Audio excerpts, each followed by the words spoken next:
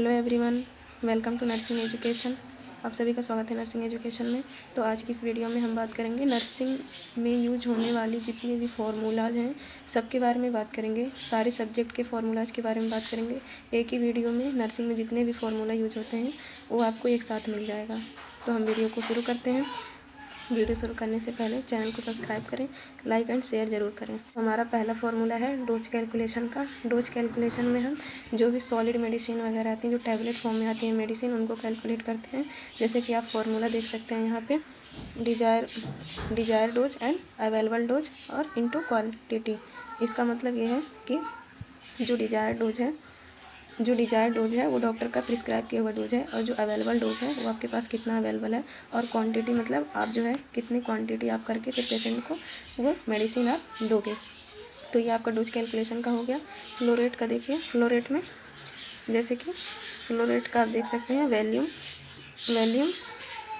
By time into drop factor. इसमें हम देखते हैं वॉल्यूम को टाइम से डिवाइड करते हैं और ड्रॉप फैक्टर से मल्टीप्लाई कर देते हैं। जो ड्रॉप फैक्टर होता है वो क्वेश्चन में दिया रहता है, या तो माइक्रो का होगा या फिर मैक्रो का होगा।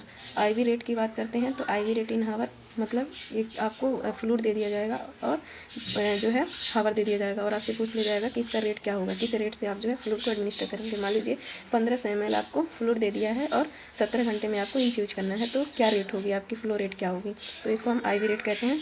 फिर एंग्स फार्मूला जो होता है, एंग्स फार्मूला ये बच्चों में यूज किया जाता है। चाइल्ड की डोज को कैलकुलेट करते हैं, जिसमें child dose age in year, जो चाइल्ड है उसकी एज ईयर में लिखनी है, और फिर एज को प्लस करना है 12 से, और फिर इनटू करना है एडल्ट डोज से। इसका एग्जांपल यहाँ पे देख सकते हैं, जैसे कि मान लीजिए 4 ईयर का चाइल्ड है, 4 ईयर ऊपर लिख दिया है, फिर एज को हम 12 से प्लस करते हैं, 4 + 12 इंटू जो अडल्ट की डोज होती है। मान लीजिए पीसीएम आप दे रहे हैं तो पीसीएम की जो डोज है वो 500 mg है।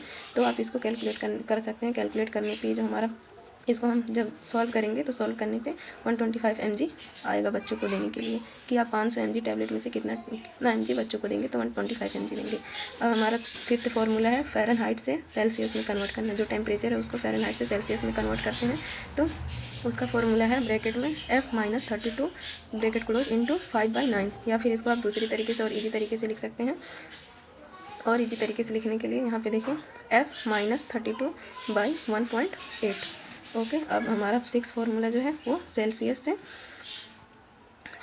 से फ़ारेनहाइट में कन्वर्ट करने का है। सेल्सियस से फ़ारेनहाइट में कन्वर्ट करने का जो फार्मूला है, F = C × 5/9 ब्रैकेट बंद + 32। इसका सिंपल फार्मूला नीचे देख सकते हैं, C = 1.8 × C + 32।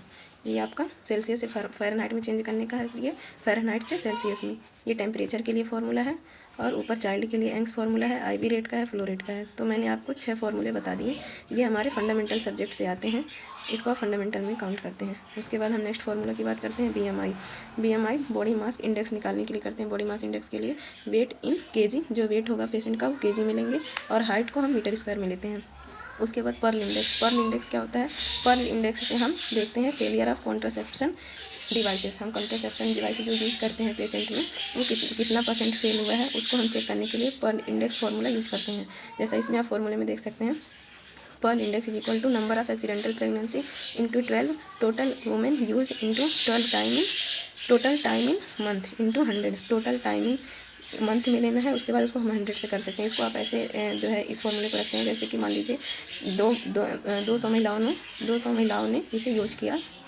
मान लीजिए कोई कॉन्ट्रासेप्टिव डिवाइस यूज़ किया, कॉन्डोम्स यूज़ किया 200 महिलाओं ने, उसमें से 2-3 महिलाएं जो है प्रेग्नेंट हो गई, 2-3 महिलाएं एक्सीडेंटली प्रेग्नेंट हो गई।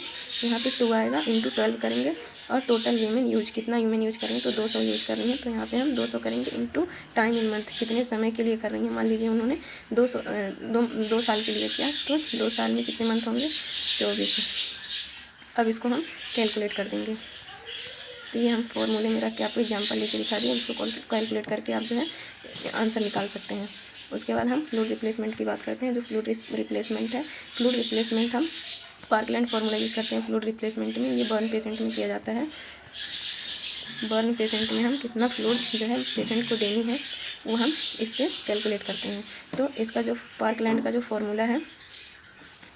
फार्मूला है, इसमें हम जो है 4 ml इंटू बॉडी वेट और टोटल TVS से टोटल बॉडी सरफेस एरिया, मतलब कितना % बॉडी जो है वो बर्न हुई है। तो हम 4 ml को बॉडी वेट से, मान लीजिए पेशेंट जो है वो 54 kg का है, तो 4 × 54 54 इंटू तो कितना परसेंट जो है उसका बॉडी जो है वो बर्न हुआ है, उसको हम यहाँ रखते हैं और उसके बाद इसको कैलकुलेट कर लेते हैं। ये हमारा फ्लूइड रिप्लेसमेंट का फॉर्मूला है। उसके बाद बात करते हैं कार्डियक आउटपुट। कार्डियक आउटपुट निकालते हैं हम, जो स्ट्रोक वॉल्यूम होता है उसको हार्ट रेट से हम मल्टीप्लाई कर देते हैं।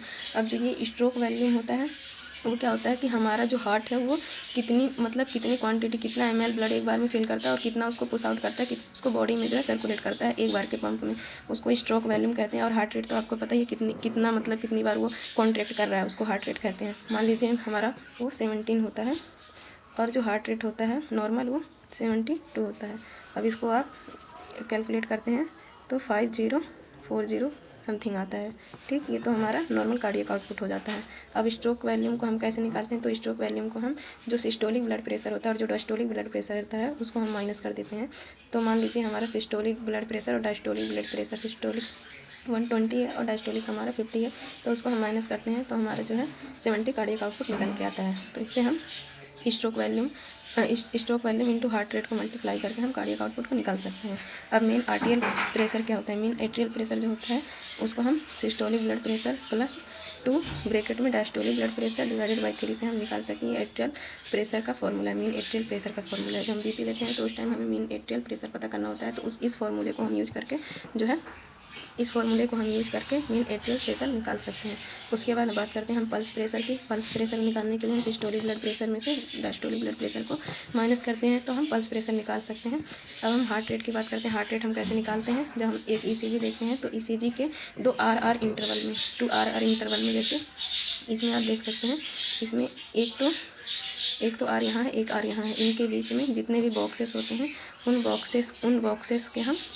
बॉक्सेस को हम 300 से डिवाइड करते हैं तो हमारा हार्ट रेट निकल के आ जाता है। जैसे हमारे इन आर इंटरवल में हमारे फोर जो है हमारे फोर हमारे लार्ज बॉक्सेस हैं, 4 लार्ज बॉक्सेस हैं। तो 4 लार्ज बॉक्सेस को हम 300 से डिवाइड करते हैं तो 300 डिवाइडेड बाई 4, तो इसको हम कट कराएगा, वो हमारा हार्ट रेट हो जाएगा। तो ये हमारे हार्ट रेट का फॉर्मूला है। और यहाँ पे आप देख सकते हैं ABG निकालने के लिए मोस्ट इंपॉर्टेंट चीज़ क्या होनी चाहिए आपको, ABG निकालने के लिए मोस्ट इंपॉर्टेंट चीज़ आपको याद होनी चाहिए pH, कार्बन डाइऑक्साइड, बाइकार्बोनेट और ऑक्सीजन, सबका नॉर्मल रेंज यहाँ पे दिया हुआ है। आप इनको याद करके जो है ABG एनालिसिस कर सकते हैं। और ABG एनालिसिस का जो शॉर्टकट जो फॉर्मूला होता है वो रोम होता है। और अगर जो आपको रोम के बारे में और भी जानकारी चाहिए तो आप जो है कमेंट कर सकते हैं, मैं ABG एनालिसिस का पूरा वीडियो जो है यूट्यूब पे डाल दूँगी। ओके।